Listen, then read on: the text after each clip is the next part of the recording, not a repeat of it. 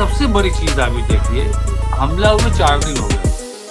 Airbase पे 7 मिसाइलों से हमला किया, 3 दिन हो गए, 7 मिसाइलों से हमला किया। उसमें भी सिर्फ धमकियां चल रही हैं, कोई रिएक्शन नहीं है। सिर्फ धमकी चल रही है, ये कर लेंगे वो कर लेंगे, और इनकी एक धमकी एक निंदा देखते देखते अभी देखिए तबाह हो गया आपका इजराइल, लिबनान, सॉरी गाजा। सिर्फ धमकी चलती रही और गाजा तबाह होता रहा, धमकियां चलती रही, लिबनान तबाह हो रहा है। तो धमकियों से काम नहीं चलता है। इजराइल एक ऐसी कौम है, हम देश नहीं कहेंगे। राशिद रिजवी साहब, जो कि सीनियर पॉलिटिकल एनालिस्ट हैं, इसके साथ साथ माहिर तालीम, माहिर कानून, और वो जो मिडिल ईस्ट है उस पर बड़ी गहरी नजर रखते हैं। एक रिसर्चर के तौर पर राशिद रिजवी साहब हमसे जुड़ते हैं। मैं उनका इस्तकबाल करता हूँ, खैर मकदम करता हूँ। राशिद साहब, जो जिस तरह की खबरें आ रही हैं कि पाकिस्तान ने धमकी दी है, लेकिन उससे ज्यादा खतरनाक ये कि अमेरिका ये कह रहा है कि ईरान जो है वो इजराइल को न्यूक्लियर हथियार के जरिए, न्यूक्लियर बम के जरिए खत्म करने की तैयारी कर रहा है, पूरी तरह से तबाह करने की तैयारी कर रहा है। और ये भी कह रहा है कि इससे मिडिल ईस्ट जो है वो तबाह बर्बाद हो जाएगा। तो क्या क्या लग रहा है आपको, किस तरह की सूरत हाल, क्या ये कोई ईरान के खिलाफ एक बड़ी साजिश है, उस पर हमला करने की तैयारी है, या कैसे इसे देखते हैं राशिद साहब? जी मुमताज भाई, देखिए अभी कोई लड़ाई अभी ईरान के साथ नहीं है। अभी जो चल रहा है प्रेजेंट में 2-3 दिन के अंदर, 4 दिन के अंदर, अभी मसला इनका हो गया टर्की वर्सेस इसराइल। टर्की गया था सीरिया में, उनके बॉर्डर से 7-8 किलोमीटर डिस्टेंस पे इनका एक एयरबेस है, बॉर्डर पे ही है। एयरबेस के रनवे को ठीक कराना और वहां पर अपना डिप्लॉयमेंट करना, जो प्लान था टर्की का, वो इजराइल को सूट नहीं किया। आप देखते हैं कि इजराइल ने हमेशा कहा है कि रीजन में जो हमारे पड़ोसी होंगे वो तब तक हम सरवाइव करेंगे जब तक वो कमजोर रहेंगे, और अगर वो जरा भी ताकतवर हुए तो हमारे लिए नुकसान है। इजराइल का बॉर्डर तो टर्की से नहीं मिलता, लेकिन सीरिया का बॉर्डर इजराइल से जरूर मिलता है। तो खतरा उसको यही है कि ऐसा ना हो कि इजराइल सॉरी, ऐसा ना हो कि टर्की मजबूत कर दे सीरिया को, और जो हमारे लोग जाते हैं जाकर के वहां पर ऐसे गोलान हाइट कब्जा कर लिया, अब उसके आगे जाने की कोशिश कर रहे हैं, और आपका साउथ साइड से भी जाने की कोशिश कर रहे हैं, वो सॉरी नॉर्थ साइड से भी घुसने की कोशिश कर रहे हैं, वेस्टर्न साइड से भी जाने की कोशिश कर रहे हैं कि वो गांव तक जाते हैं, गांव में हमले करते हैं, गांव में तलाशी लेते हैं, और कहीं कहीं ऐसा होता है कि इनके ऊपर उल्टा हमला हो जाता है। खैर वो चीज़ तो वो दिखाएंगे नहीं जहाँ उनका नुकसान होगा। अभी 4 दिन पहले भी आईडीएफ को 2 सोल्जर मारे गए थे, गांव वालों ने गोलीबारी की थी, तो लोग भागे वहां से वापस, आईडीएफ के लोग। सबसे बड़ी चीज अभी देखिए कि हमला हुए 4 दिन हो गए। एयरबेस पे 7 मिसाइलों से हमला किया, 3 दिन हो गए, 7 मिसाइलों से हमला किया। उसमें भी सिर्फ धमकियां चल रही हैं, कोई रिएक्शन नहीं है। सिर्फ धमकी चल रही है, ये कर लेंगे वो कर लेंगे, और इनकी एक धमकी एक निंदा देखते देखते अभी देखिए तबाह हो गया आपका इजराइल, लिबनान, सॉरी गाजा। सिर्फ धमकी चलती रही और गाजा तबाह होता रहा, धमकियां चलती रही, लिबनान तबाह हो रहा है। तो धमकियों से काम नहीं चलता है। इजराइल एक ऐसी कौम है, हम देश नहीं कहेंगे, कौम है। लेकिन हम देश वहां कहेंगे जहां पर आपकी किसी भी गलत हरकत से वहां के 60-70% लोग अगेंस्ट हों। आपकी इस तरह की क्रूरता के अगेंस्ट 60%, 70%, 80% लोग हों। लेकिन जहां पर क्रूरता के समर्थन 90% लोग कर रहे हैं जिस देश में, तो वो देश देश नहीं रहता, वो एक कौम हो जाती है। और इनके ऊपर जब तक हमला बड़ा नहीं होगा तब तक ये सुधरने वाले नहीं है। जब जब बड़े अटैक हुए हैं, आपको जून 2025 में देखिए, जब मारना शुरू किया इजराइल ने, तो जब ईरान ने मारना शुरू किया, पहले इसराइल ने अटैक किया, उसके बाद तकरीबन 48 घंटे या 3 दिन तक ऐसा हो गया कि ईरान को समझ में आया ही नहीं क्या हो। फिर ईरान ने खुद को संभाला और पलटवार शुरू की। 12 दिन तक ये युद्ध चला। 12 दिन के बाद और ये भाग के नेतन्याहू पहुंच गया अमेरिका डोनाल्ड ट्रंप के पास। वहां से बैठ करके सीज फायर करवा रहा है कि सीज फायर करिए, सीज फायर करवाइए। 2006 में हिजबुल्लाह का आपको याद होगा, 2006 में लेबनान में इन्होंने अटैक किया था इसराइल। उस वक्त हिजबुल्लाह इनको रोके जा रहा था, नहीं मान रहा। कोफी अन्नान थे संयुक्त राष्ट्र परिषद के सेक्रेटरी या अध्यक्ष कहेंगे आप उनको, कोफी अन्नान साहब थे। कोफी अन्नान ने भी बहुत मना किया, यूएन ने मना की, लेकिन क्या हुआ, आप नहीं मान रहे हो, आप हमले में हमला कर, फिर पलटवार किया। जब पलटवार हुआ हिजबुल्लाह की तरफ से, तब आप सूरत हाल ये देखिए कि पूरा 1 महीना 20 दिन यानी 50 दिन या 48 दिन वो युद्ध चला है। उस 48 दिन के युद्ध में ये फिर आ गए घुटनों पे, cease fire cease fire cease fire चालू कर दिए। पहले तो ये ये बाहर आ गए थे लेबनान के बॉर्डर में, 9 किलोमीटर तक अंदर घुस आती है। उसके बाद जब हिजबुल्लाह ने मारना शुरू किया तो 25 किलोमीटर अंदर तक घुस गया। जो पुराना कब्जा किया हुआ था वो सब हिजबुल्लाह ने लेबनान में मिला दिया। अब इनको लगा कि हिजबुल्लाह बहुत तेजी से अंदर घुस रहा है, अगर हम अभी सीज फायर नहीं करेंगे तो हम बहुत बड़ा एरिया खो देंगे। इसराइल की जो पावर है वो खाली एयर स्ट्राइक है, जमीनी लड़ाई उसकी पावर नहीं है।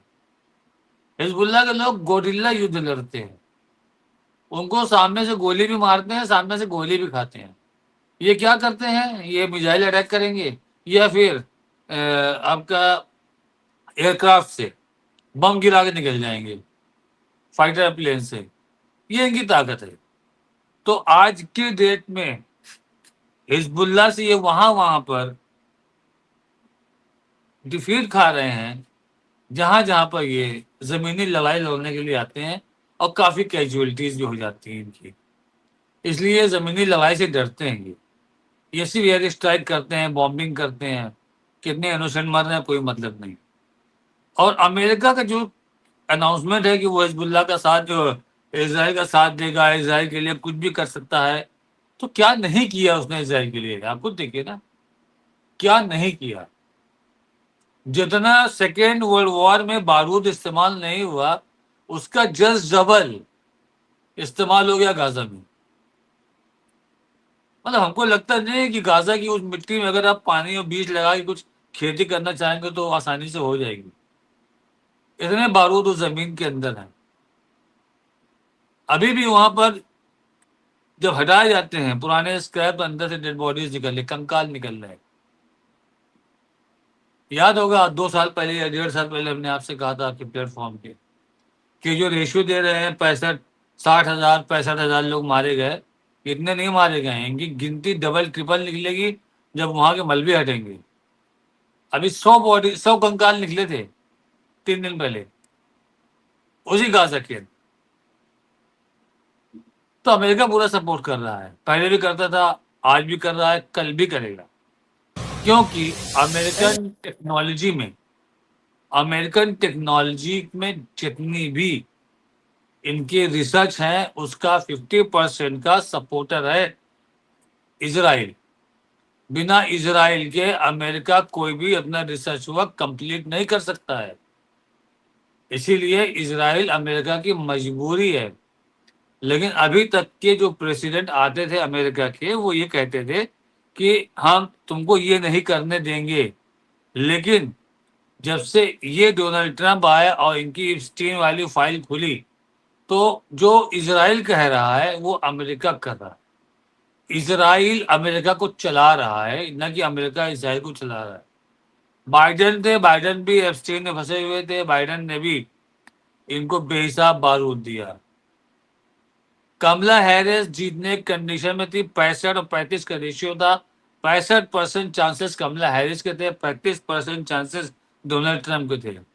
लेकिन बाइडेन ने इतना बारूद दिया गाजा को खत्म करने के लिए, जेनोसाइड के लिए, कि अमेरिकन जो थे वो इनसे नाराज हो गए, जो डेमोक्रेट से नाराज हो गए। और डोनाल्ड ट्रंप ने आकर कहा कि हम आएंगे तो हम युद्ध खत्म कराएंगे, वो चाहे गाजा का हो, वो चाहे यूक्रेन का हो। तो वहां के लोगों को लगा कि चलो जब ये युद्ध खत्म कराने की बात कर रहे हैं तो इनकी तरफ चलते हैं। ना चाहते हुए भी इनको वोट दिया, जिनकी चांसेस जीतने की 35% थी। अब कमला हैरिस, जिनको ये था कि वो जीत जाएंगी, लेकिन उनकी हार ने इस चीज का सिग्नल दे दिया कि जो भी इजराइल के साथ जाएगा वो हारेगा। उसके बाद भी डोनाल्ड ट्रंप इजराइल के साथ गए, जो कि उनकी मजबूरी है। जब वो अपने मन से, अपने दिल से, अपने विवेक से कोई डिसीजन लेते हैं, कोई स्टेटमेंट देते हैं, तो वो बहुत ही पॉजिटिव होता है, जिसकी सराहना अमेरिकन भी करते हैं। लेकिन कुछ ही घंटों में उनका वो स्टेटमेंट चेंज हो जाता है। तो वो चीज तो समझ में आती है कि इजराइल इनकी गर्दन दबा रहा है। वो एक कहावत नहीं है, राक्षस की जान तोते में है। तोते की जैसे गर्दन दबाओगे वैसे राक्षस दर्द से कराएगा। तो सीधी सी बात है, वो एफस्टीन की सीढ़ी जो बार बार जिसके बारे में तस्करा कर देते हैं नेतन्याहू, डोनाल्ड ट्रंप, फिर उसी सीढ़ी के ऊपर नाचने लगते हैं। 2 दिन पहले की बात है, ईरान ने भी एक स्टेटमेंट दिया था, जो हम कल रात तक सोचते रहे थे, उस चीज के ऊपर सोच रहे थे। ईरान ने कहा था कि अमेरिका जिस हथियार से हम पे हमला करेगा, हम उसी हथियार से पलटवार करेंगे। तो मुमताज भाई, अमेरिका का जो बात उठी थी वो न्यूक्लियर बम की उठी थी, कि डोनाल्ड ट्रंप तैयार है एकदम न्यूक्लियर बम गिराने के लिए ईरान में। उसके बाद जो ईरान का बयान आया है, तो ये तो ऐसा लगता है या तो मनोवैज्ञानिक दबाव बनाने के लिए है अमेरिका के ऊपर, साइकोलॉजिकल जो प्रेशर है उसके लिए है, या क्या वाकई ईरान ने बना लिया न्यूक्लियर बम, क्यों धमकी दे रहा है न्यूक्लियर बम की। अभी चीजें बहुत उलझी हुई हैं। एक फ्रंट चल रहा है टर्की का और इसराइल का, जबकि टर्की को चाहिए फौरन ईरान से हाथ मिलाए, फौरन ईरान को कॉल करे, क्योंकि नेतन्याहू तो चाह रहे हैं ना कि हमारा चुनाव टल जाए। 30% भी चांसेस नहीं है इनके दोबारा राष्ट्रपति बनने के। अब ये चाहते हैं कि ड्यूरेशन इलेक्शन हम एक अटैक कर दें और ये वॉर शुरू हो जाए। तो इस जो वॉर अगली वो इनवाइट कर रहा है नेतन्याहू, उसके लिए तो टर्की को तैयार रहना चाहिए, ईरान से उनको पैक्ट कर लेना चाहिए, और उसके इजराइल के ऊपर अटैक कोई एक फ्रंट से नहीं, 3-4 फ्रंट से जब तक नहीं करेंगे तब तक ये सरेंडर नहीं होने वाला है। अभी तक सीज फायर हुआ है, इजराइल सरेंडर नहीं हुआ है।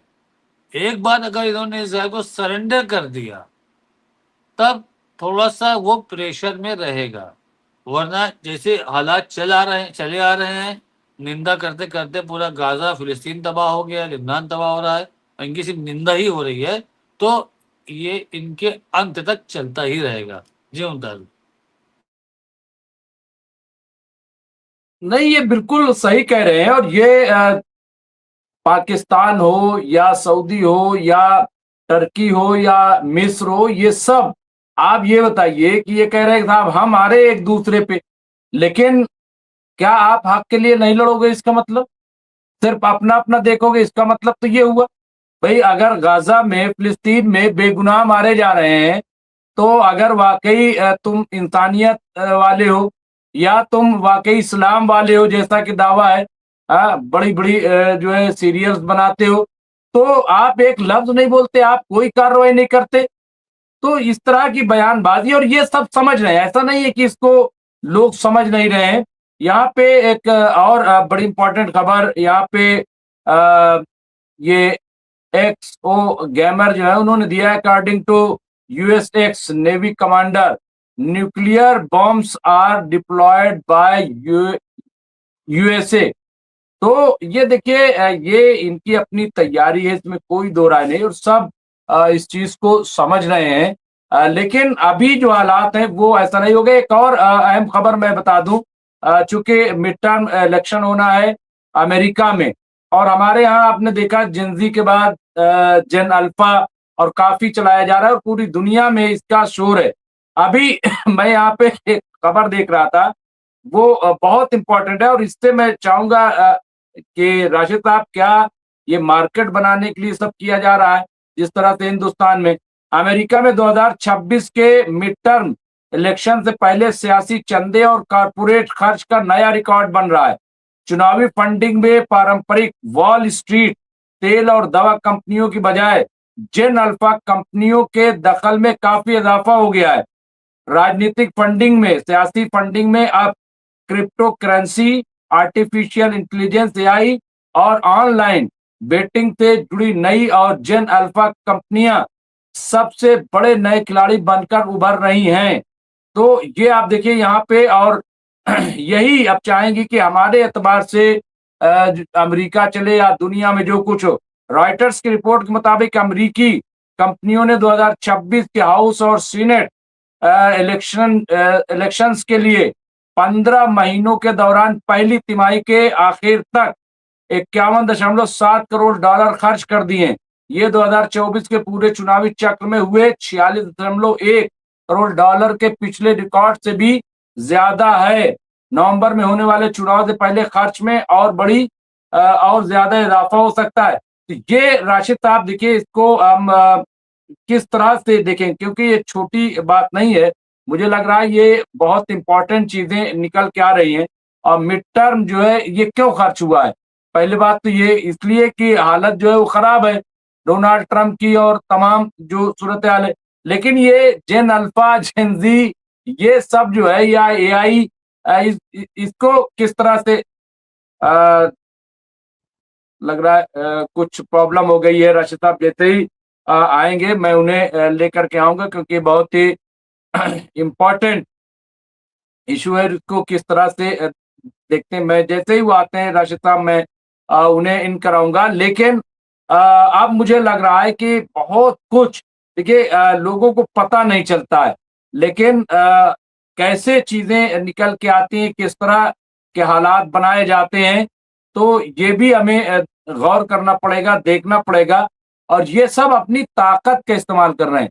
आप देख रहे होंगे कि हमारे यहाँ भी जेन जी के बाद जेन अल्फा बार बार। जी राशिद साहब।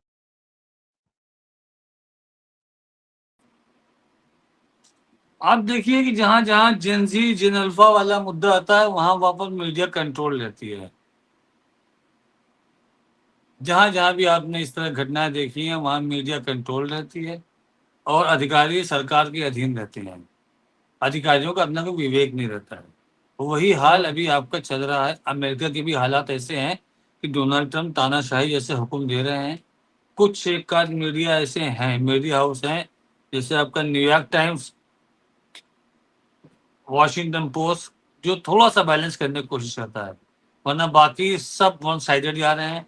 ये अभी छोटे मीडिया हाउस हैं, जो जैसे हमारे यहाँ ये जगह यूट्यूबर्स के लिए, वहाँ पर भी सोशल मीडिया के बहुत सारे प्लेटफॉर्म है, वहाँ पर वो लोग सही चीज़ दिखाते हैं।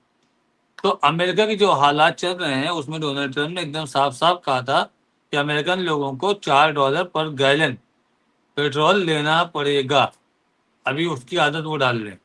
मतलब जो दूसरे देश के प्रधानमंत्री होते हैं वो बोलते हैं कि हम कम करने का प्रयास करेंगे, लेकिन डोनाल्ड ट्रंप कहते हैं कि अभी आपको लेना ही पड़ेगा, हो सकता है और महंगा हो।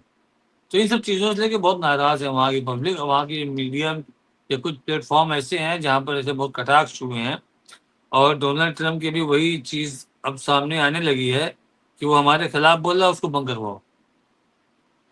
जैसे हमारे यहाँ यूट्यूबर्स की यूट्यूब चैनल बंद करवा दिए जाते हैं। कोई चीज़ प्लेटफॉर्म पर आई, इसको बंद करवाओ। मीडिया में कोई एंकर ने कोई सही चीज़ बोल दी, इसको बाहर निकालो। तो इस तरह वहाँ पर भी चलता है।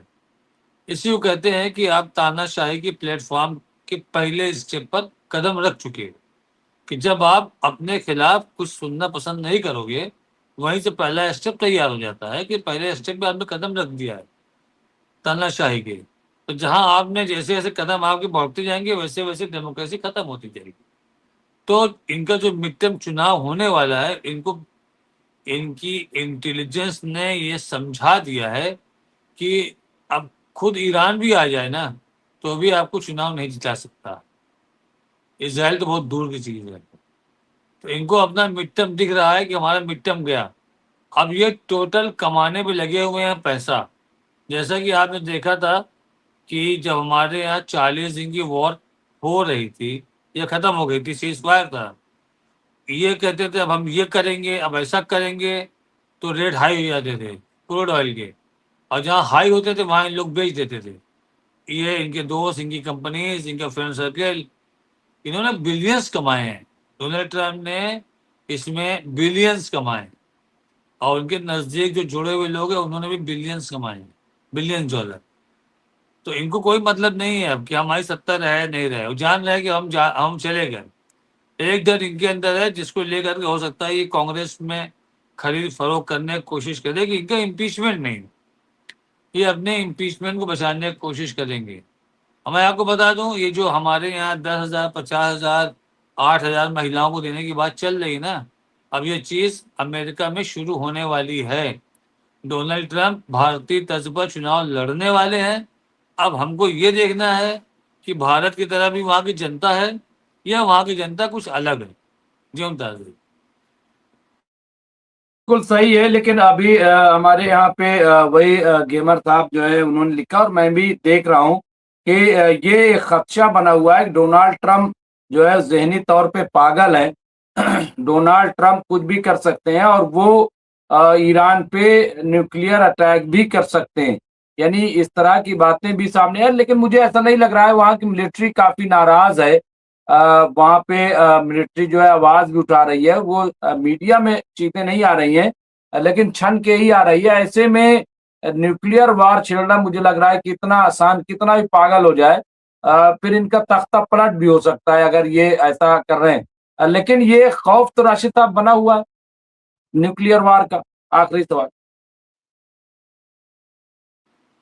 देखिए, खौफ इसलिए बना हुआ है कि ये एक न्यूक्लियर वॉर के जिम्मेदार बन चुके हैं। इन्होंने जापान में हिरोशिमा में जो इन्होंने किया था वो दुनिया में छुपा तो है नहीं।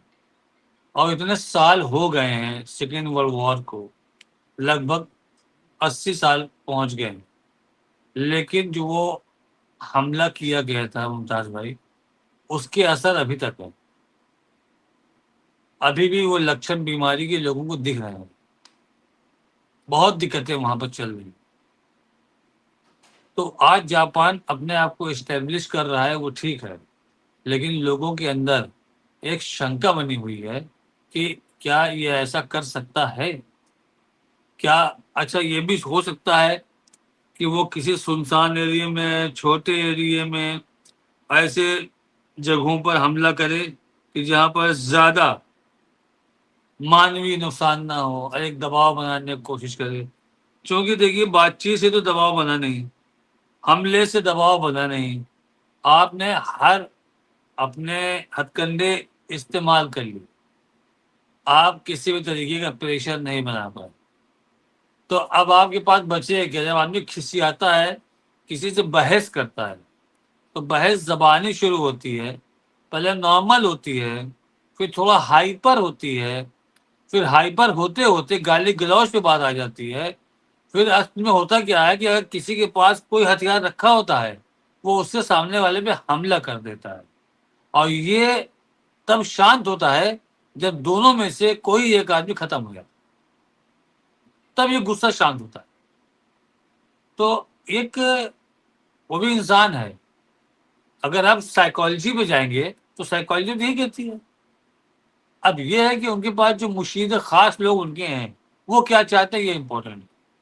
क्योंकि जो हुआ था, उसमें इनका मुशीर ख़ास वहाँ का जो रक्षा सचिव था, उस वक़्त वो था, वो भी पैसा कमाने में लग गया। तो अमेरिका इस बार झेल रहा है डोनाल्ड ट्रंप। वहाँ पर भी इन्होंने बहुत अच्छी हरकतें नहीं की हैं। अगर ईरान वॉर आज भी खत्म हो जाए, तब भी चुनाव हार रहे हैं। ये मिड टर्म नहीं जीत पाएंगे। जी मुमताज। और ये जो आपने अभी ये कहा कि ये खबर चल रही है काफ़ी, इस पे ईरान का जवाब भी आया कि अमेरिका ने ईरान पर अब तक के सबसे कड़े प्रतिबंध लगाने की तैयारी की है। अमेरिकी ट्रेज़री जो सचिव हैं, सेक्रेटरी हैं, स्कॉट बेसेंट ने इसे इतिहास के सबसे कड़े प्रतिबंध बताया है और इसे जो आर्थिक आतंकवाद करार दिया है ईरान ने राशिद साहब, और कहा है कि ये जो है ईरान ने साफ-साफ कहा है कि दरअसल आर्थिक स्थिति, इक्तिसादी सूरत-ए-हाल अमेरिका की बहुत खराब है, पूरी तरह से टूट गई है। 40 ट्रिलियन अमेरिका पे कब्ज़ा है और इसलिए अपनी कमियों को छुपाने के लिए, अपनी माशी बदहाली को छुपाने के लिए ये माशी दहशतगर्दी ईरान के खिलाफ अमेरिका करने की तैयारी कर रहा है। तो ये तो चल रहा है, अब और कड़े पाबंद, लेकिन देखिए पहले जिस तरह से ये धमका करके दूसरों को मना कर देते, मुझे नहीं लग रहा है, क्योंकि इसमें जैसा कि एक चीज़ और आपने ऐड की है वो कि चीन पर भी दबाव बढ़ा है।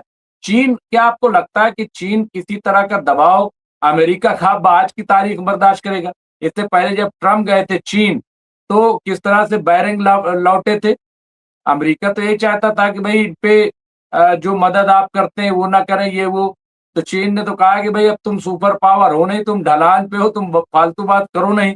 तो मुझे नहीं लग रहा है कि इनके अलावा या अभी ब्रिक्स जो है उसमें ब्रिक्स ममालिक अभी खुद जो है ईरान आ रहा है। तो बहुत सारी चीज़ें राशिद साहब हो रही है, बस ये शॉर्ट में बस देखिए शॉर्ट में आज मैं की डेट देखिए आज की डेट में पेट्रो डॉलर तो है अमेरिका, ठीक है, और ये राइट अमेरिका पर ही है, के पास ही है कि वो किस देश पर क्या प्रतिबंध लगा सकता है। ऐसा नहीं है कि अगर अमेरिका यूरोपियन कंट्री से प्रेशर बना करके अमेरिका चाइना से संबंध खत्म करवाने के लिए दबाव डालेगा, तो कुछ तो कामयाब वो हो जाएगा। ऐसा नहीं कि नाकाम रहेगा। वो ईरान हर देश नहीं है कि जो लड़े। बहुत सारे देश जो हैं वो बहरीन, यूएई और सऊदी अरब भी हैं जो सरेंडर कर जाते हैं। तो ये स्थिति वहाँ बनी रहेगी तो चाइना का नुकसान होना तय है। तो चाइना के ऊपर वो दबाव बना रहा है, क्यों उसने रशिया पे प्रतिबंध नहीं लगाया? क्या उसने रशिया का आर्थिक नुकसान नहीं किया? क्या चाइना ने आर्थिक नुकसान रशिया का नहीं देखा? तो चाइना क्यों चाहेगा हमारा आर्थिक नुकसान हो? अर्थव्यवस्था में आज एक बड़ी पूंजी चाइना हो गया है, वो बात मानते हैं। ऐसा नहीं है कि शहर का जो सबसे बड़ा सेठ हो वही सबसे बहादुर हो, ऐसा भी नहीं है। बहादुरी अलग चीज होती है, पैसा अलग चीज होता है। क्यों मुमताज भाई?